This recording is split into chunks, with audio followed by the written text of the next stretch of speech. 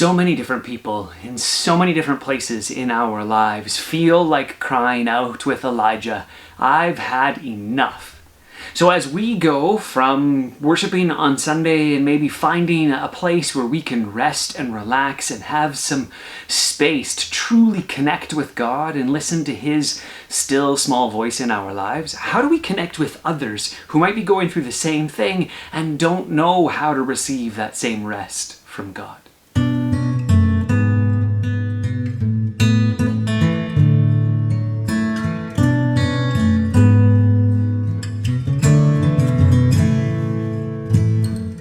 First of all, if you meet someone who is truly at the end of their rope and who is legitimately saying, "I've had enough," the first thing to do is to make sure that they're actually okay. It may mean providing some physical space to actually help them with their daily tasks, much like the angels did with Elijah as he lay there under the broom tree just wanting to give up. And that might look like connecting with them, driving them different places, helping them out, bringing them meals, other kinds of things. It's first and foremost is make sure that they're okay. It may actually also be encouraging them to go find some psychological help, go see a counselor or even a psychiatrist. There's no shame in asking for help and in needing help because we all need it in different ways and in different spaces. And particularly if you think someone might be a harm to themselves or others, might be suicidal or have those kinds of cares, ask them a few questions. Have you thought about committing suicide or ending your life? Have you made a plan to do so? Do you have a time and a date to do it? These are all ways for us to check kind of how deep it is in their life and how risky they are in taking their own life. And those are important because we need to make sure that we can actually help people and stop them from getting to that really rock bottom place where they feel like they have no future. Now, most of the people we meet are not in that space, and so there's ways that we can simply be a presence for them to help them understand that there are people who care about them and who are there for them. And so here are 3 things that you can do that can help somebody through that space and to provide a gift to them of care and concern and of a listening ear. The first is to listen and not to fix. To listen to understand, to try to figure out what it is that this person is actually going through. There's a few things from a technique called active listening that can help you out. So the first is you withhold judgment. You don't judge where they're at, why they're feeling the way they are, trying to figure out if the feelings that they are expressing are actually legitimate or appropriate to what's going on. You just withhold judgment. And then you summarize what you hear. You say, "So I hear you're saying this," or "It sounds like you're saying this," or "I think you're feeling this." These are ways for you to simply reflect back what you are hearing. And sometimes we worry about getting it wrong, like if I say that someone's feeling a particular thing and then they aren't actually feeling that, we feel bad about it. But really, it doesn't harm the situation at all. And in fact, if you suggest that somebody's feeling something, like they're feeling depressed or they're feeling sad or they're feeling overwhelmed, if it's not quite what they're feeling, they'll correct you. And that's not a big deal. In fact, that's a great thing because they can start to sort out for themselves what it is they're actually feeling.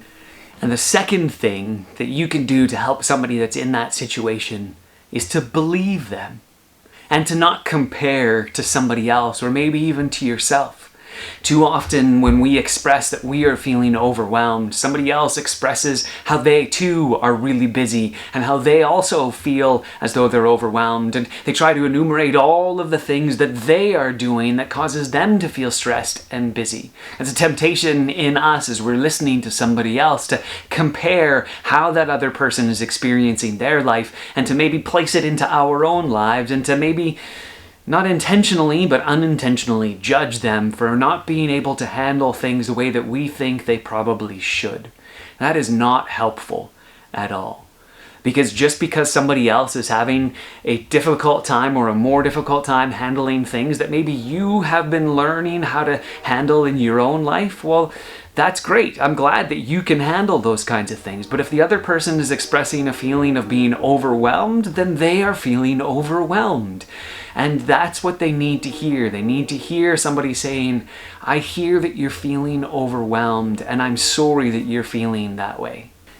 And the third thing that I think you can do to help somebody feel cared for in a situation where they're feeling overwhelmed is to offer to help them figure things out, but don't offer your own solutions. wait until somebody else says, I think I need to figure out how to blank. So they might say, I think I need to figure out how to spend more time at home with my family, or I think I need to figure out how to be a better spouse, or I think I need to figure out how to make God more central in my life. And when somebody says something like that, then you can respond with something like, well, what might it look like if you did that?